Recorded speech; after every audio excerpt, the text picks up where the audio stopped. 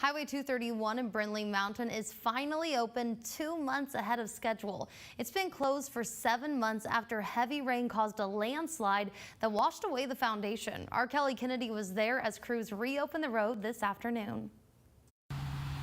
Well, as you can see behind me, drivers are already taking advantage of Highway 231 being back open. Now, nearly 15,000 commuters will get some valuable time back. For the residents that this kind of abrupted your life, it added 45 minutes, probably both ways. Now, if you drive along Highway 231, you'll see twin bridges. To ensure a solid foundation, crews drilled giant shafts into solid rock beneath the landslide. AlDOT began developing the plan in February. By May, Reed Contracting removed dirt and debris from the slide area. 1 month later, contractor Brasfield and Gorey started construction on the bridges. In June, we kind of launched everybody's teams out of a cannon and said, go fast and get done quickly. 4 months and over $14 million later, crews celebrated the road's reopening.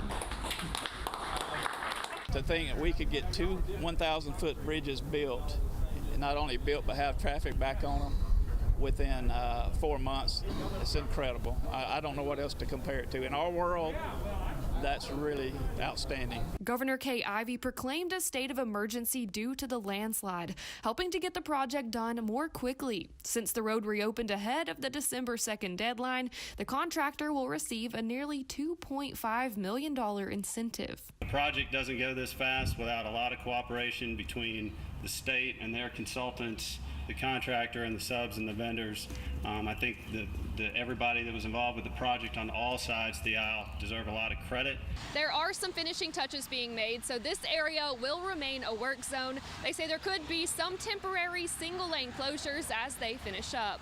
Putting the valley first, Kelly Kennedy, WZDX News.